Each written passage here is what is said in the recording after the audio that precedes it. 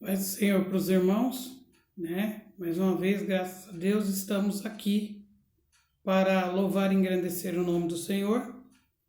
Vamos estar estudando hoje a lição 3 do nosso segundo trimestre, eleição e predestinação. Né? O textuário diz assim: como também nos elegeu nele antes da fundação do mundo, para que fôssemos santos e irrepreensíveis diante dele em amor, e nos predestinou para filhos de adoção, por Jesus Cristo, para si mesmo, segundo o beneplácito de sua vontade. Está em Efésios, capítulo 1, versículos 4 e 5. A verdade prática diz assim: segundo a sua presciência, Deus elegeu e predestinou para a salvação os que creriam e perseverariam na fé em Cristo Jesus. Ou seja, eleição, aquele que foi eleito, que foi aceito. E predestinação, aquele que já estava predestinado a algo, São termos importantes para a compreensão da doutrina da salvação. Ligados elucidam o plano divino de salvar os pecadores. Sendo assim, veremos os conceitos bíblicos e a interpretação pentecostal sobre eleição e predestinação. O primeiro tópico fala sobre eleitos para uma vida santa e irrepreensível. A dádiva da eleição precede a nossa existência.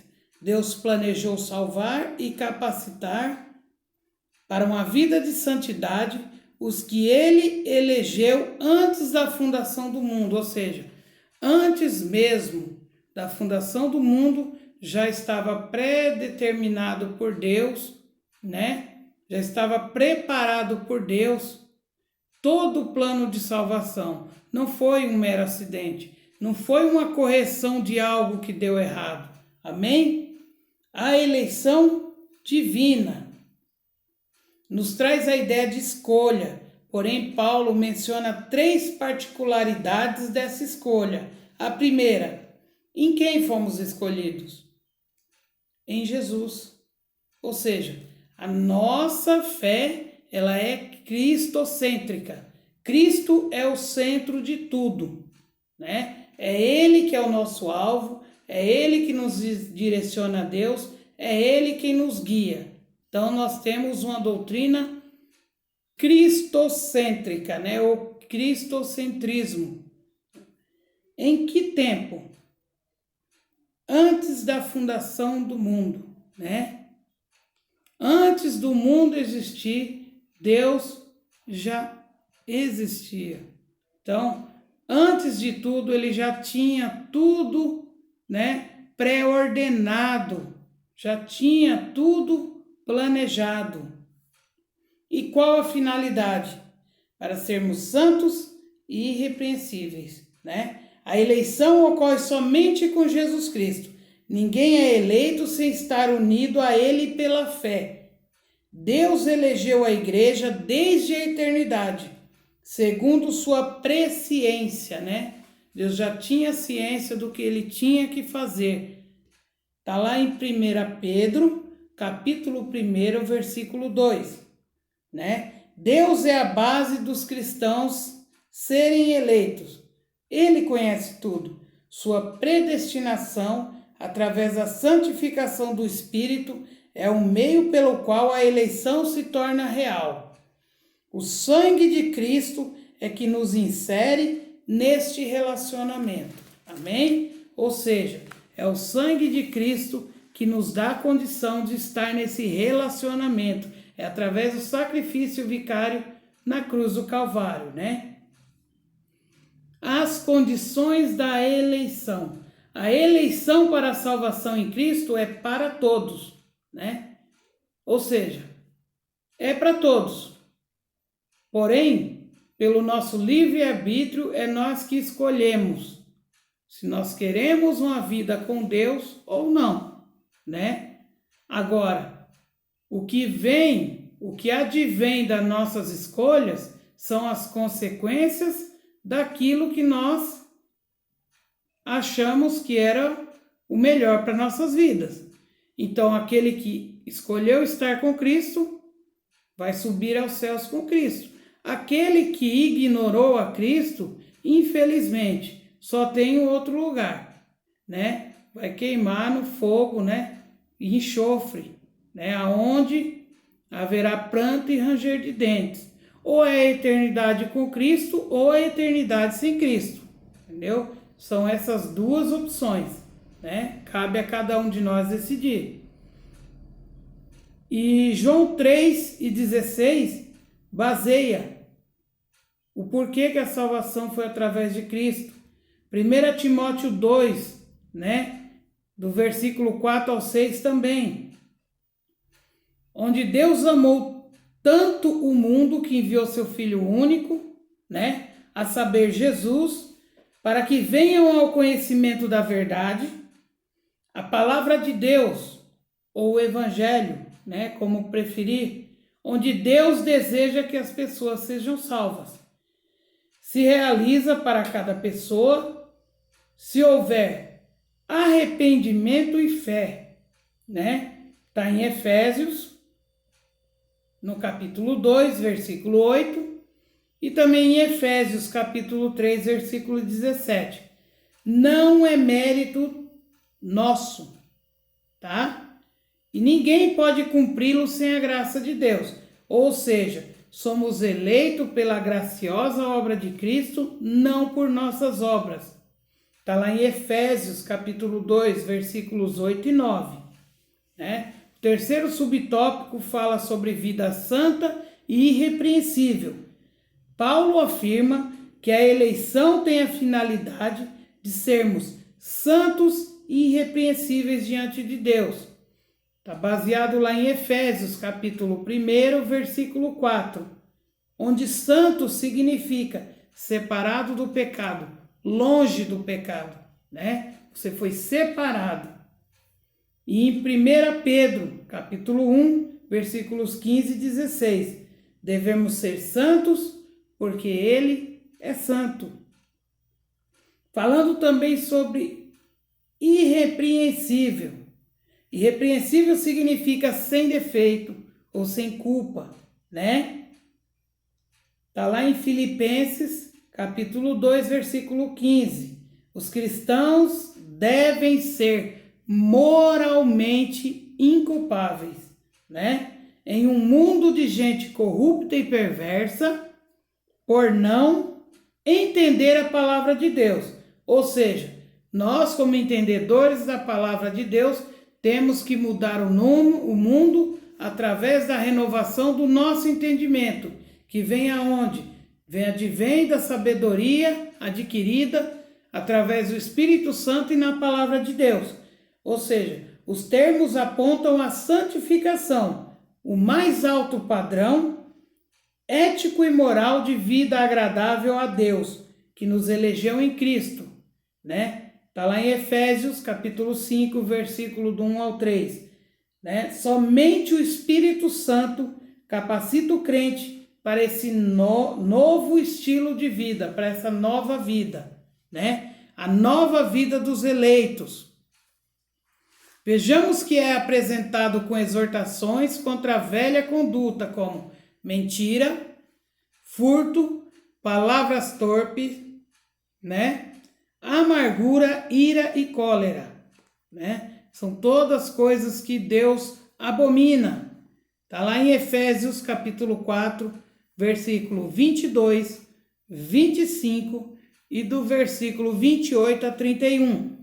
Também severas advertências contra a fornicação, né? Impureza, avareza e embriaguez, né? Temos que tomar cuidado.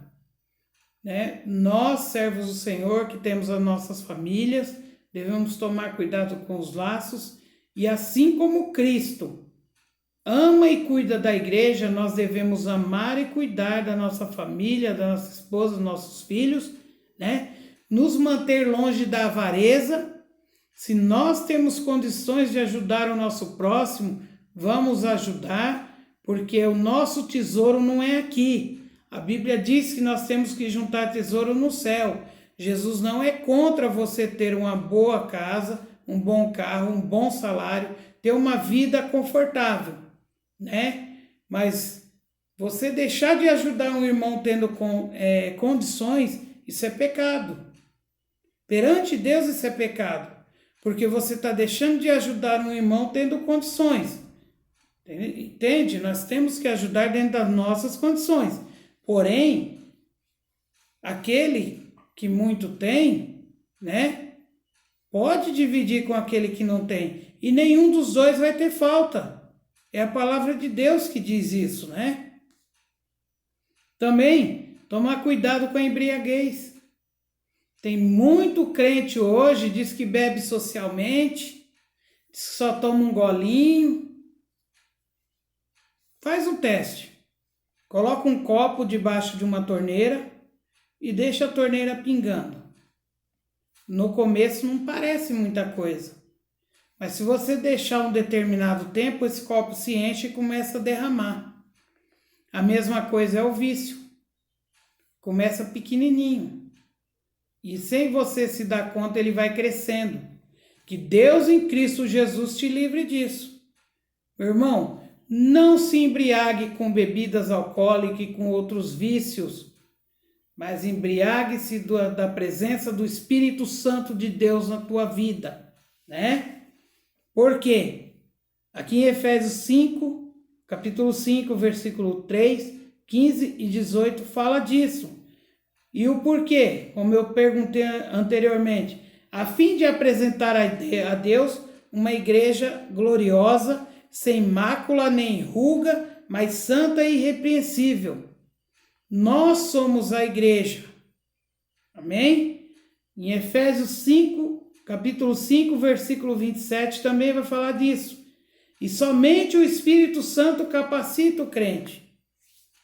Por isso que temos que estar cheio do Espírito Santo. É Ele quem vai nos capacitar para essa vida nova. É Ele que vai nos mudar, né? Através do quê? Do convencimento. Ele vai nos mostrar que vida com Cristo é melhor do que a vida que o mundo oferece. Em Gálatas 5, capítulo 5, versículos 22 a 25, fala um pouco disso. Portanto, o nosso processo de santificação é contínuo, até a glorificação total no dia de Cristo. Está lá em 2 Coríntios, capítulo 3, versículo 18. Ou seja, dia após dia nós erramos todos os dias, e todos os dias nós devemos pedir ao Senhor misericórdia e perdão pelos nossos erros. No segundo tópico, vai falar da predestinados para filhos de adoção. Ou seja, predestinar mostra que o destino dos eleitos foi feito na eternidade. Predestinação. Predestinar significa determinar algo feito antes. Se aplica aos propósitos de Deus, que a eleição foi a escolha feita por Ele em Cristo de um povo para si mesmo, né? A nossa declaração de fé das Assembleias de Deus ensina que a predestinação é precedida pelo conhecimento prévio de Deus daqueles que, ao ouvir o Evangelho, recebem Cristo como seu Salvador e perseveram até o fim, né? Romanos capítulo 8, versículo 29 e 30 fala disso. Logo, por vontade de Deus, reconciliar os pecadores e tornar os seus filhos, né? Ou seja, foi pela vontade dele que ele reconciliou-nos com ele através de Cristo e nos adotou como filho. Está lá em Efésios, capítulo 1, versículo 5. Filhos por adoção. Paulo é o único no Novo Testamento que usa o termo adoção, né? Em Romanos, capítulo 8, versículo 15 e 23. Também Romanos, capítulo 9, versículo 4. Em Gálatas, capítulo 4, versículo 5. E Efésios, capítulo 1, versículo 5, são um desses exemplos. Não era parte do sistema judeu. Porém, era comum entre os romanos e conhecido pelos gregos. Sendo assim, afirma que foi agradável a Deus, no plano da salvação, a adoção dos eleitos como filhos. Ou seja, segundo sua vontade, seu amor foi o que o moveu a nos adotar, né? Efésios capítulo 2, versículos 4 e 5. Se éramos estranhos e inimigos de Deus, agora estamos reconciliados com Ele em Cristo, né? Colossenses capítulo 1, versículo 21 e Romanos capítulo 8, versículo 17, fala sobre isso. Sendo imerecida, porém, aprove ao Pai fazer assim. Em Mateus capítulo 11, versículo 26, fala isso. Porque assim foi do teu agrado. No subtópico 3, os privilégios da adoção. Deus criou o ser humano para viver em comunhão com Ele. O pecado rompeu essa dádiva. Está lá em Gênesis capítulo 1, versículo 26, e também Gênesis capítulo 3, versículos 23 e 24, né?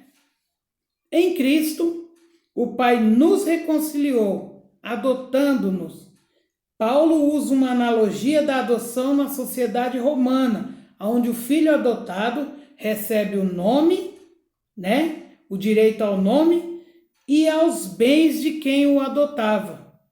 Do mesmo modo, Deus predestinou as bênçãos, um novo nome e uma nova imagem, a imagem de Cristo aos eleitos. Está em Romanos, capítulo 8, versículo 29, e em Apocalipse, capítulo 2, versículo 17. Concede-nos a redenção e remissão dos pecados.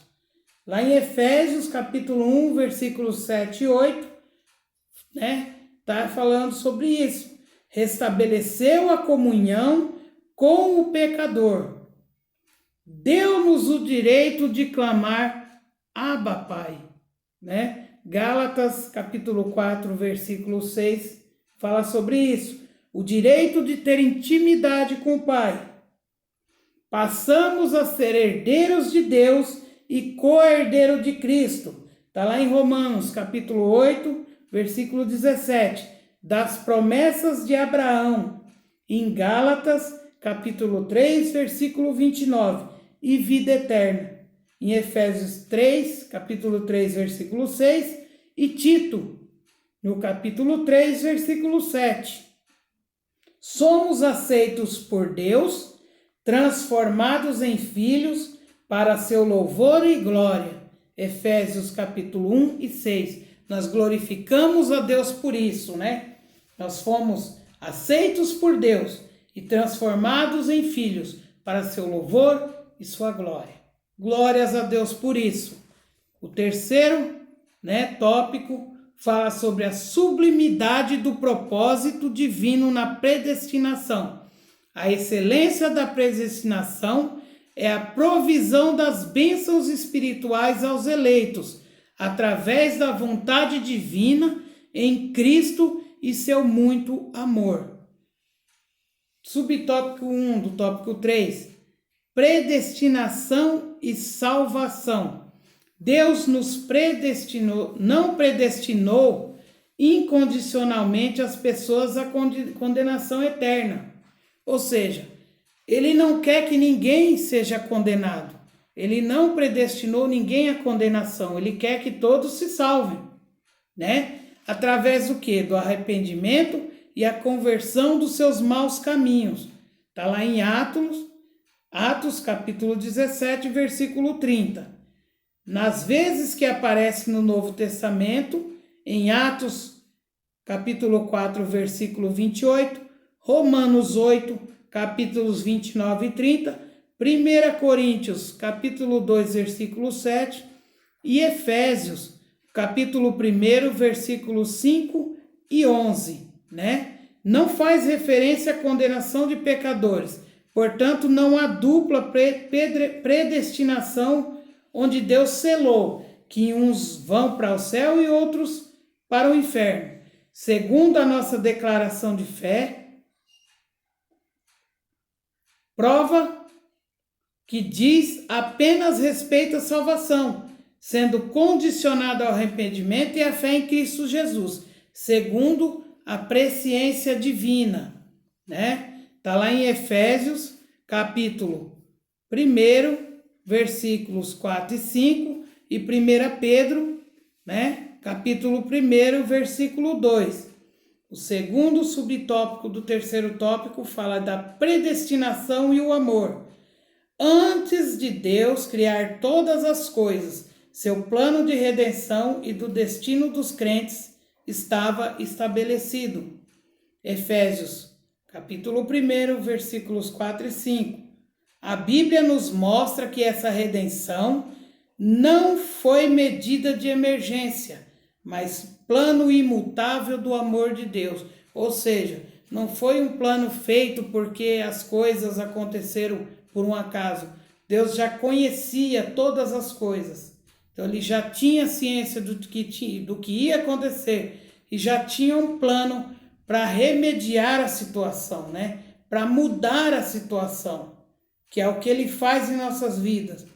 Está lá em 2 Tessalonicenses, capítulo 2, versículo 13, e em 2 Timóteo, capítulo 1, versículo 9.